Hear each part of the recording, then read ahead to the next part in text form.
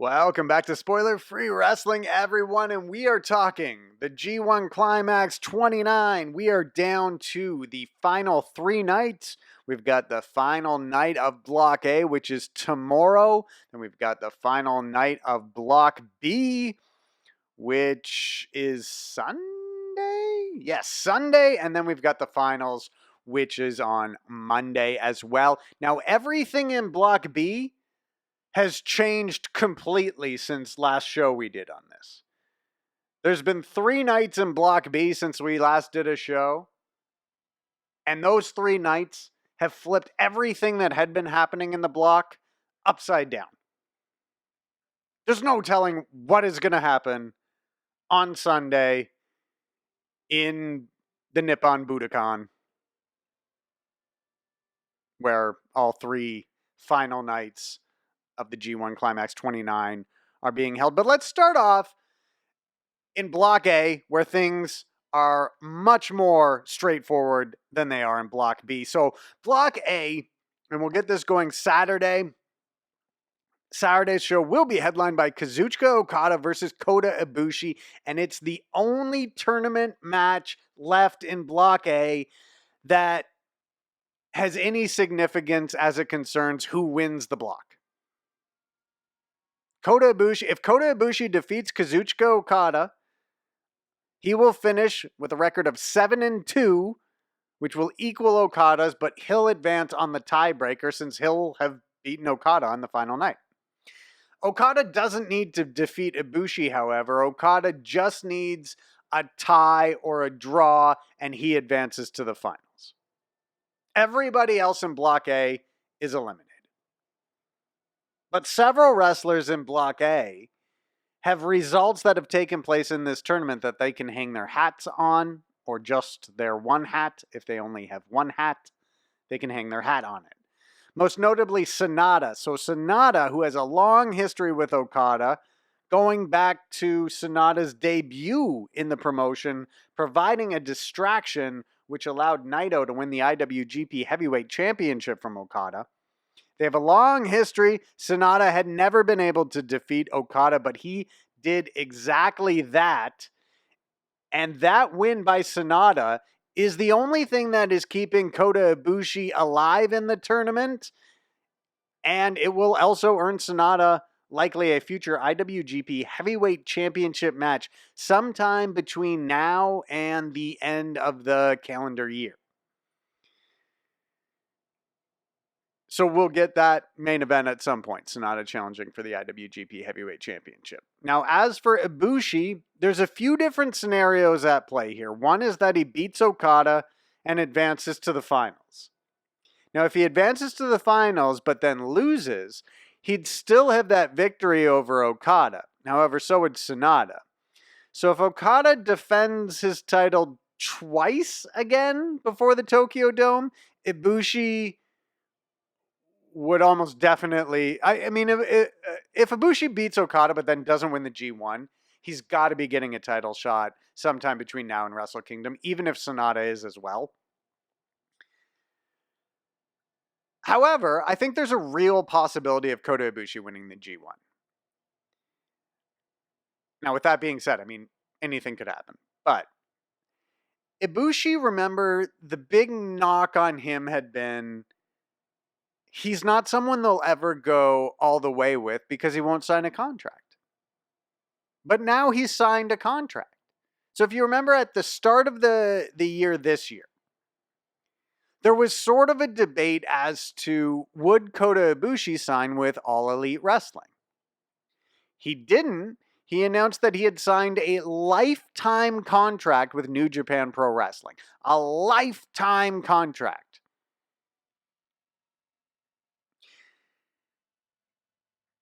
No, he could still show up in AEW. We don't know. We don't know what's going to happen between AEW and New Japan Pro Wrestling in the future. Have we seen the last of Kenny Omega and Kota Ibushi teaming up? I somehow don't think so. But that was always why, and someone would say, well, why isn't Kota Ibushi the biggest star in New Japan Pro Wrestling? Why isn't he pushed to the level of a Naito? Well, he is pushed to the level of a Naito now, or Okada. But the knock had been that he's not committed to the organization, so they couldn't commit all the way to him. But now that he is committed to the organization, do they go all the way with it? And basically, does he get a run with the IWGP Heavyweight Championship? And that's a very, very hard title to win. Very few people in recent years have won that title. Okada, Jay White, Tanahashi, Omega, Naito. I don't think anybody else has. Things are set up right now in the G1 for Kota Ibushi to take the next step. And beating Okada on the final night of the round robin and winning the G1 would be the next step for Kota Ibushi. He's got 2 matches left to do it. If he wins on Saturday, then wins again on Monday, Kota Ibushi is poised to main event Wrestle Kingdom. I thought some of Kenny Omega's comments about Kota Ibushi when Ibushi signed with New Japan Pro Wrestling are sort of telling as well. So Omega said that he didn't want Ibushi to sign with AEW because he knew if he asked Ibushi to sign with AEW, Ibushi would do so out of loyalty. But he also knows that Ibushi's goal in his career, in his life, his dream had always been to win the IWGP Heavyweight Championship. Well, if he signed with AEW, it's possible, and in fact likely, that he would have never achieved, or he would never achieve that dream. He still might not. So it really seems like some hard decisions had to be made by Kota Ibushi early this year about his career. And I think New Japan Pro Wrestling asked him those questions. I think New Japan Pro Wrestling asked him how committed he was. And I think he responded by signing a lifetime contract. And now I think they know how committed he is. But does that turn into an IWGP Heavyweight Championship run? I think if he beats Okada, he wins the tournament. I think if Ibushi wins on Saturday, he wins the tournament. I think if Okada wins on Saturday or draws on Saturday, then the winner of the B block will likely win the tournament. Or, well, actually, no, Okada could win the tournament too. So just forget what I said. I totally go back on it. Another possibility is Okada and Ibushi could go to a time limit draw, count out. Most likely a time limit draw. Something that communicates to the audience that Ibushi's almost at the point where he can beat Okada, but he's not quite there yet. And then that could play into things if Okada goes on to win the G1. If he wins the G1, he would then be given the opportunity to name his opponent at Wrestle Kingdom. Perhaps he would then name Kota Ibushi as his opponent at Wrestle Kingdom. We'll just have to see. There's lots of possibilities if Okada wins the tournament. If Okada wins the tournament, I think we had talked about last time, one possibility there is that he challenges Kenny Omega to main event at Wrestle Kingdom next year. And sort of the idea there would be the last time Kenny Omega and Kazuchika Okada wrestled, Omega beat him. And Okada's got to get that win back. But all of that has to do or is dependent upon any relationship between AEW and New Japan Pro Wrestling. We'll just have to see. But at some point, like 2019 is such an interesting time. Because New Japan Pro Wrestling, I mean, they're preparing to come back to the United States. Is it September or November? They're doing a War of the Worlds tour in the United States, but this time they're doing it without Ring of Honor. And Ring of Honor and New Japan Pro Wrestling used to always come to Toronto and do War of the Worlds shows. Now neither one of them are. They're doing this. They're doing this show tonight actually at the Mattamy Athletic Center. So, but the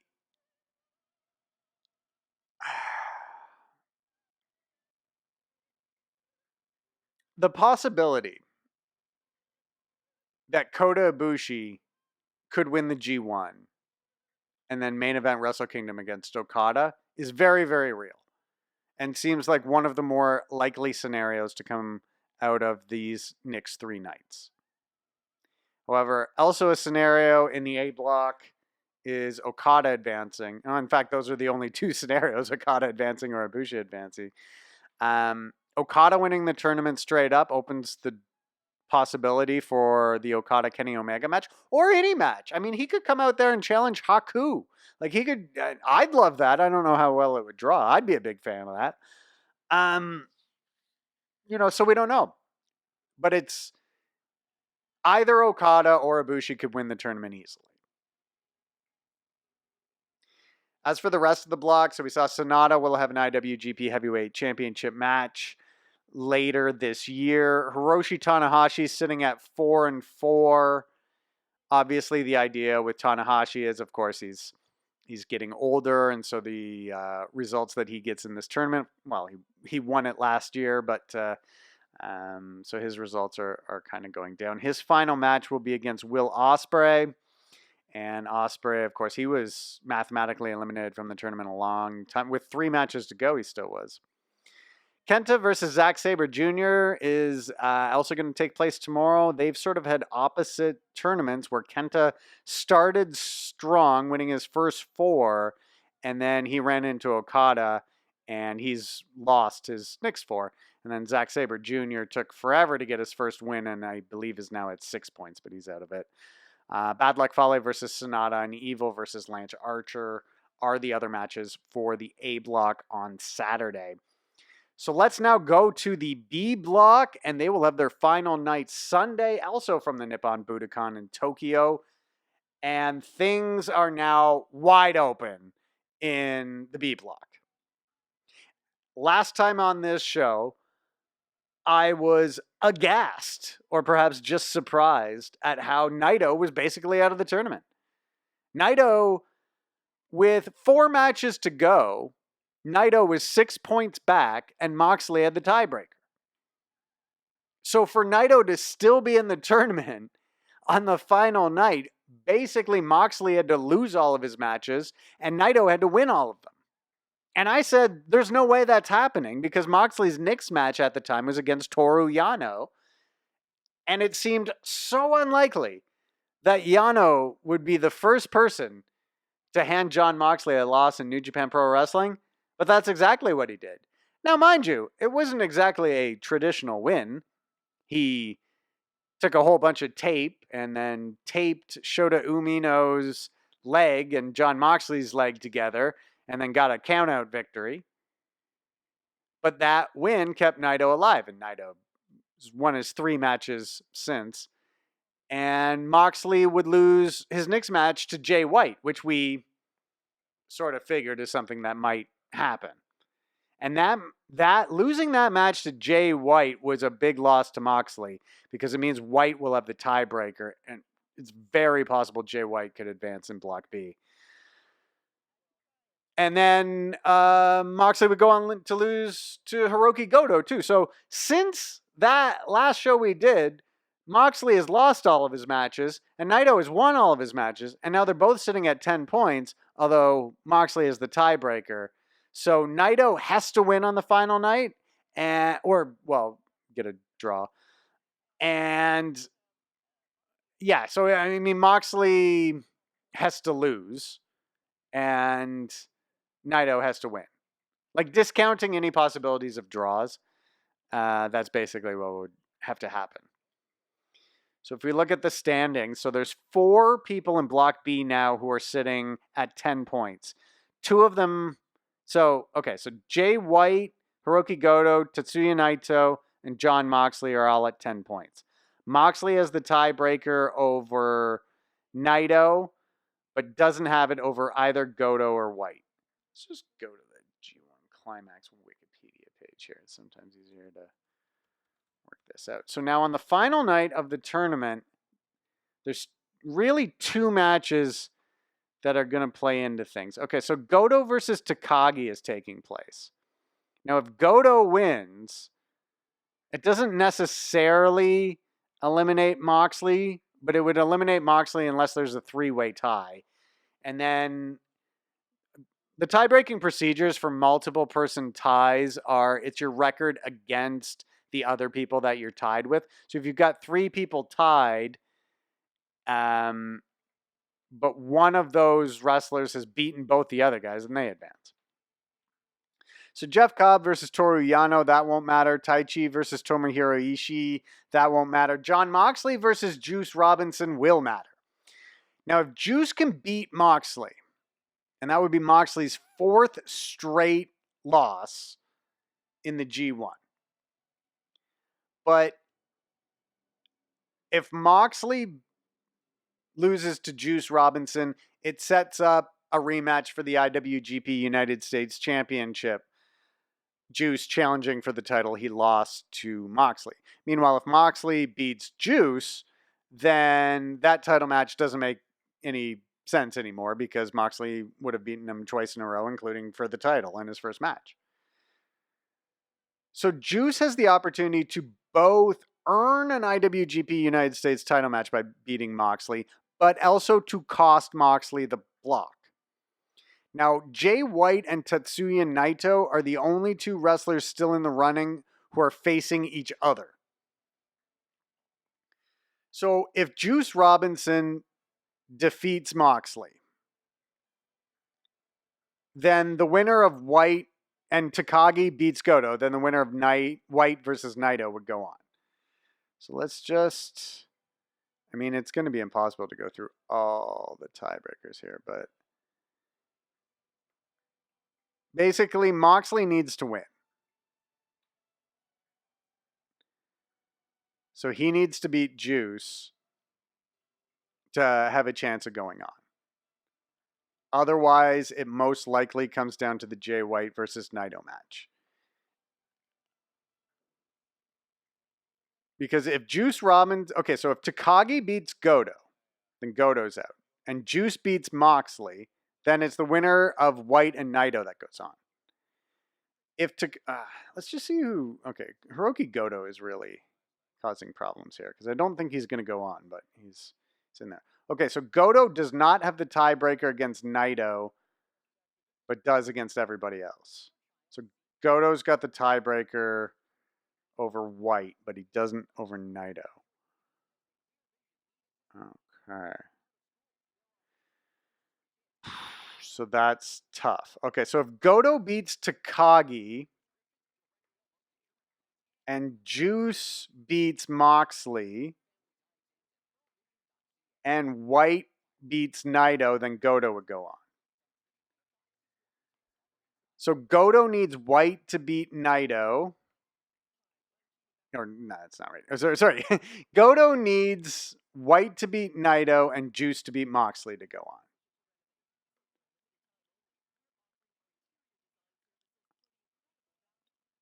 And Jay White needs Takagi.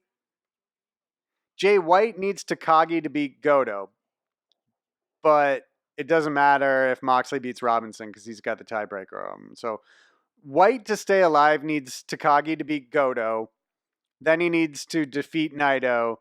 And the Moxley versus Juice Robinson match doesn't matter. But White needs Takagi to beat Goto, barring any 3-person tie type thing. So, I mean, basically the people still in the running, Jay White, Tetsuya Naito, Jon Moxley, and kind of Goto.